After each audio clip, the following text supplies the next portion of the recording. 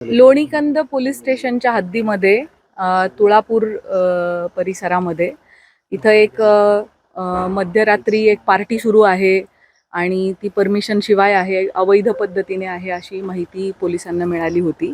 त्याच्यावरून या ठिकाणी कारवाई करण्यात आलेली आहे. इथे अशा पद्धतीच्या कारवाईच्या दरम्यान परिस्थिती होती की 100हून अधिक मुलं मुली आणि इथले सगळे ऑर्गनायझर्स या ठिकाणी होते. त्यांच्याकडे त्यांनी कुठली परवानगी वगैरे घेतली आहे का ह्याची पडताळणी केली असता असं लक्षात आलं की एक्साईजची त्यांनी दिनांक 6 रोजी 1 वाजल्यापासून ते रात्री 11:30 वाजेपर्यंतची परवानगी त्यांच्याकडे होती. परंतु ती परवानगी संपल्यानंतर देखील त्यांनी या ठिकाणी दारूची पार्टी ही कंटिन्यू केलेली आहे.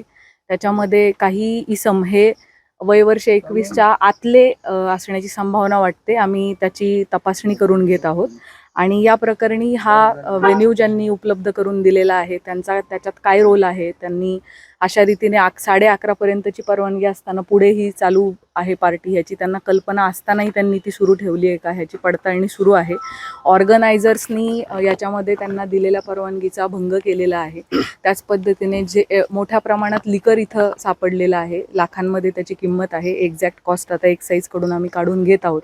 सो हे विक्री करणाऱ्या विक्रेत्याने कोणते नियमभंग केले आहेत त्या दृष्टीने तपास चालू आहे. त्यामुळे BNSचे कलम 223, 270, 3(5) आणि 292 याप्रमाणे गुन्हा दाखल करण्याची कारवाई सुरू आहे. त्याच पद्धतीने महाराष्ट्र प्रोहिबिशन ॲक्टचे देखील अनेक गोष्टींचं उल्लंघन झाल्यामुळे आपली प्रोहिबिशन ॲक्टप्रमाणे कारवाई चालू आहे. महाराष्ट्र पोलीस ॲक्टप्रमाणे 33 रेड विथ 131 प्रमाणे गुन्हा दाखल होत आहे. तंबाखूजन्य पदार्थ यामध्ये सापडलेले आहेत आणि पॉट्स पण सापडलेले आहे, शिशा पण सापडलेला आहे. सो त्या दृष्टीने आपल्या तपास पुढे सुरू आहे आणि आपल्याला NDPSची स्मॉल क्वांटिटी देखील या ठिकाणी मिळालेली आहे. त्यामुळे या सगळ्या कलमांतर्गत आणि कायद्यांतर्गत पोलिसांचा तपास सुरू आहे आणि गुन्हा दाखल होण्याची प्रक्रियाही सुरू आहे.